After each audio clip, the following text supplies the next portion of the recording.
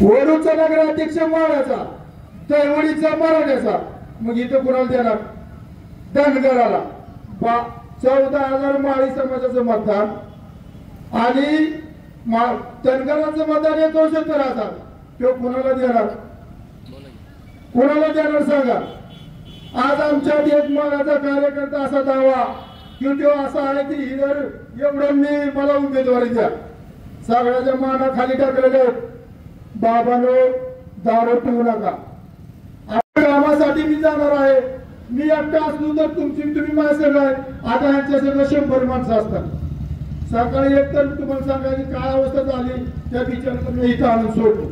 त्याला ती डोक्याचं काढलं, गळ्यातलं काढलं, फेकून दिलं. मी म्हणलं तो कुठला बी असू दे, कसला बी असू दे, आपल्या मसवडचा आहे म्हणून इथं आणून सोडलं. त्याची परिस्थिती बघितल्यावर वाईट वाटलं. मी माझं काम सोडलं आणि त्याला आणून इथं सोडलं. तुम्हाला सांगायचंय, मला मसवड नगरपालिकेतली सगळ्याची सेवा करायची. जरी मी 7 मध्ये उभा असलो तर गावची सेवा करणार आहे. परंतु एक आहे, प्रभाग 7 मधला मी कायम कर्ज बाजार आहे त्यांचा. जोपर्यंत मरत नाही तोपर्यंत मी कर्ज बाजार आहे. कारण मला गॅरंटी आहे तिथे मतदान मलाच करणार. कुणी किती बी फिरू दे, दबाव आणू दे, काय करू दे, काही फरक पडणार नाही. त्यांना माहितीये नाताची सेवा ही बी शब्द घेतली, मग आपण घेतल्यावर काय बिघड. तर तुम्हाला सांगायचं मजदूर बंधूंनो, मला गावची सेवा करायची. मला वाडी वस्तीला कुठं अडचण आहे ती बघायची. या प्रभाग मधून पुढच्याचं डिपॉझिट जप्त होईल तसा निवडून द्या. कारण 20 वर्ष तो बिचारा इथं निवडून येत होता. काय काम केलं? काय सुद्धा नाही. त्यानं एक काम केलेलं चांगलं जाऊ दे, मी त्याला पाठिंबा देतो. त्याला होऊ द्या, तर मी त्याला होऊन देत नाही. त्याचं कारण मी सांगतो, त्याला काहीच काम केलं नाही. तो कशा येतोय, काय येतोय, माणसाने ओळखलं. आणि गोसावी म्हणजे काय असतो तो तुम्हाला माहित आहे. मी उभं राहण्याचं कारण असं की पहिल्यांदा माझ्यावर अन्याय काय झाला. माझ्यावर अन्याय काय झाला ती मी सांगतो. मला या नगरपालिकेला उभं राहायचं नव्हतं, परंतु माझ्यावर अन्याय काय झाला तर तुम्हाला सांगतो की 24 मार्चला माझा पहिल्यांदा गाळा सील केला. माझं नगरपालिकेचं भाडं भरलं असताना सुद्धा या मसवडच्या मुख्य अधिकाऱ्याने नोटीस दिलं. मी गावाला गेलो, 7 दिवसाचं नोटीस होतो. गावाला गेलो होतो आणि 7व्या दिवशी आलो तर ते म्हणले गाळा तुमचा सील करायचा आहे, तुमचं टायमिंग संपलेलं आहे. म्हणले 6 दिवस झाले, आज 7वा दिवस आहे. ठीक आहे म्हणलं साहेब, गाळा सील करा. मी तसाच कोर्टात गेलो. मतदार बंधूंनो, मी कोर्टात गेलो. माझ्याकडे भरलेल्या पावत्या होत्या, दाखलं होतं. मी कोर्टात गेलो आणि मला निकाल मिळणार होता दुसऱ्या म्हणजे 3 तारखेला. तोपर्यंत तुम्हाला सांगतो निकाल बी होता आणि मी उपोषणाला बसणार होतो. तर मला सांगायचं आहे की 2 तारखेलाच अरे बाबांनो, पोक्सो म्हणजे काय? अरे तुम्हाला माहित नसेल पोक्सो यातला अर्थ, सगळ्यांना माहित नसेल. पोक्सो म्हणजे लहान मुलीची छेड करणे. त्याच्यात काय मला बाकीचं सांगायचं नाही. लहान मुलीची छेड करणे तुम्हाला दिसतोय का असं? आणि ते कुठे केलं तर आपलं जे पूल आहे सातारा पंढरपूर त्याच्या अलीकड 15 फुटावर. मला सांगायचं तिथे खाली जागा जे आहे ती 20-25 फुटाची आहे. उतरता येत ना, केड्यावाडीच्या काठी आहेत तिथे माझ्यावर अशी पोक्सो म्हणजे लहान मुलाला छेडणारी, त्याला जामीन नसतो रे बाबा. जामीन कसलाच भेटत नाही. तुम्हाला सांगायचं म्हणजे मतदार बंधूंनो, पोक्सो सारखा माझ्यावर गुन्हा लावला. पोक्सो म्हणजे सांगतो की आत गेल्यावर काय असतं. कारण मी अनुभव घेतलेला आहे, माझ्या डोळ्यातनं पाणी आलेलं आहे. मतदार बंधूंनो, मी तसा नाहीये. मी असं कधीही करणार नाही. माझी मुलगी 15वीला आहे, ती लेकरू 14 वर्षाचा आहे. त्या लेकराबद्दल मला काय बोलायचं नाही. मतदार बंधूंनो, तुम्हाला सांगायचं, जेलमध्ये गेल्यानंतर पोक्सो बद्दल मला सांगायचं की मला संडासपाशी झोपायची जागा होती. 120-30 कैदी असायचे, बंदी असायचे. मराठीत ज्या जेलमध्ये बंदे म्हणतात आणि जो आपल्या पोलीस म्हणतात तिथे बाबा म्हणतात. आपल्यात म्हणतो की हे मसवडचे पोलीस आहेत, हे सातारचे पोलीस आहेत. तसेच म्हणतात की हा सातारचा बाबा आहे, कोल्हापूरचा बाबा आहे, पुण्याचा बाबा आहे. तुम्हाला सांगायचं तिथं मला संडासपाशी जागा होती. अक्षरशः वास यायचा, जेवण जायचं नाही. माझ्या तोंडात माझ्या ताटात माती टाकायची बाळाने. मला पोक्सो म्हणजे काय तर साध्या बारक्या लेकरावर अन्याय करणे. मला वाईट शब्द बोलायचे नाही रे. वाईट का बोलू, त्या लेकराबद्दल मला बोलायचं नाही. आणि तुम्हाला सांगतो दुसरी टाकली छेडाछेडी. त्या बिचारीच्या आईला काय मारलं का काय केलं असं टाकलं. आणि मी जी केली गोष्ट त्यावेळी तिची आई मुलाची खाली गेली होती. तिथं उतरता येतं का? त्या पुलाच्या ठिकाणी तिथं उतरता येतं का? तुम्हाला सांगतो त्यांचे मी वडील असतील कोण असतील ते मसवडला आणाय कुणाला गेले होते.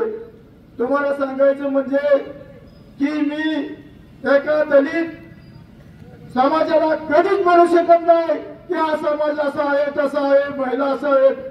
अरे मतदार बंधूंनो, मला सांगायचं असं की त्या महिलेला मी म्हणू शकत नाही, समाजाला म्हणू शकत नाही, त्या लहान मुलीची छेड करू शकत नाही.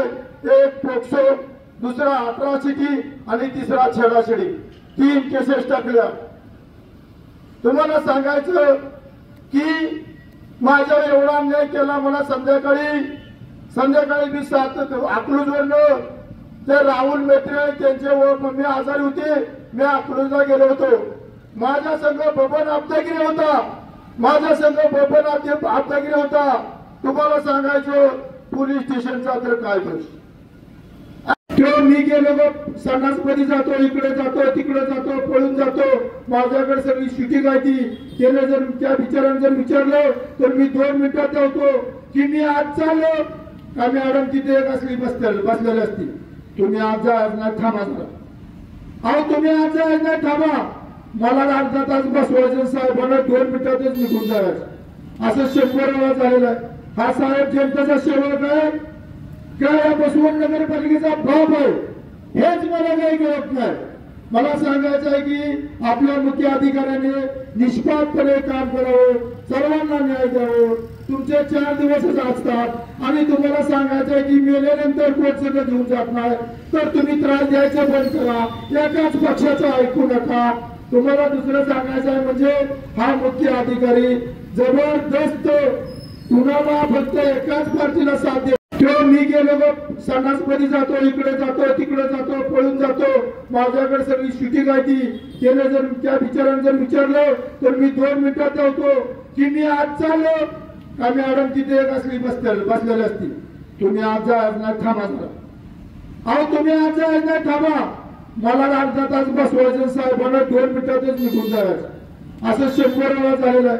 हा साहेब जनतेचा सेवक आहे काय या बसवड नगरपालिकेचा बाप आहे हेच मला काही कळत नाही. मला सांगायचं आहे की आपल्या मुख्य अधिकाऱ्याने निष्पापपणे काम करावं, सर्वांना न्याय द्यावं.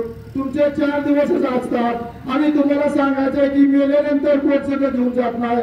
तर तुम्ही त्रास द्यायचं बंद करा, एकाच पक्षाचं ऐकू नका.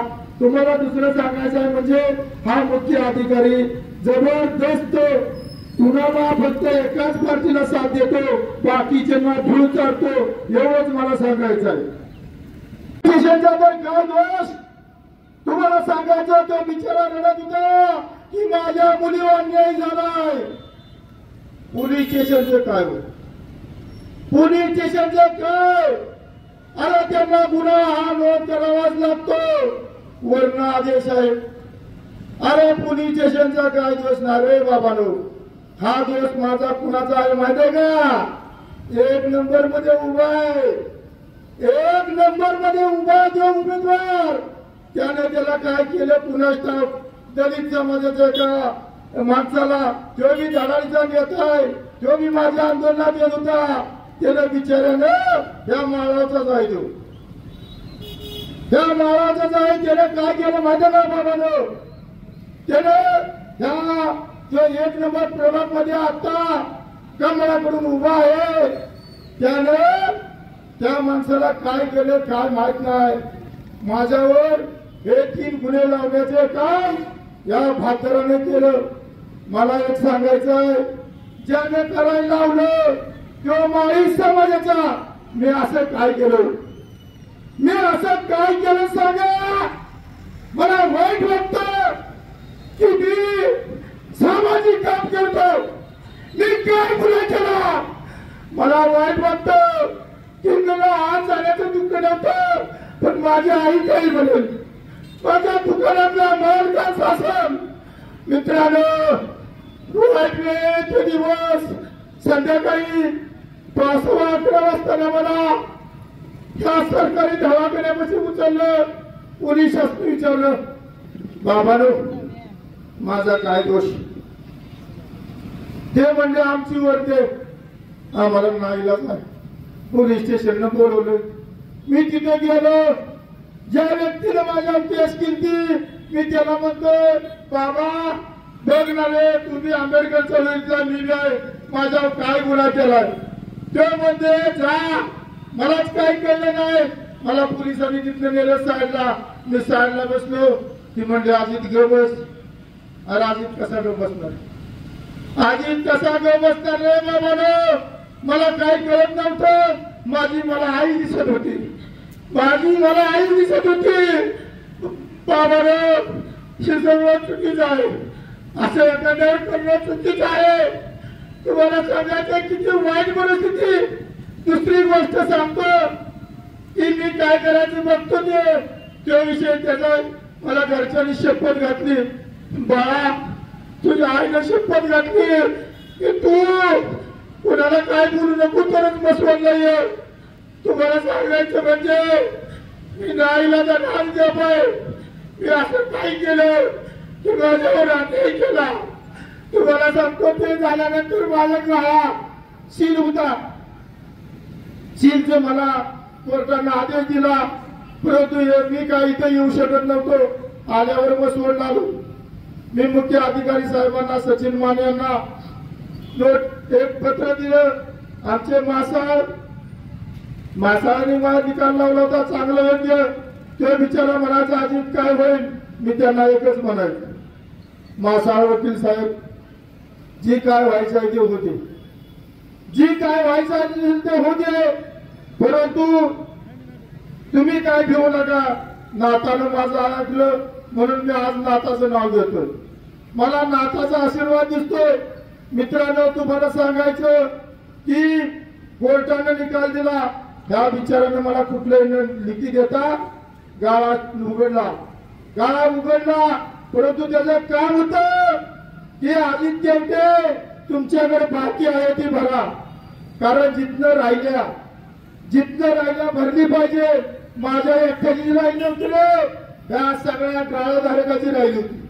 ही देखील सगळ्या गाळाधारकाची होती. मी भरलेलं होतं तरी पण माझ्या वाटे आहे. मी मुख्य अधिकारी साहेबांना म्हटलं,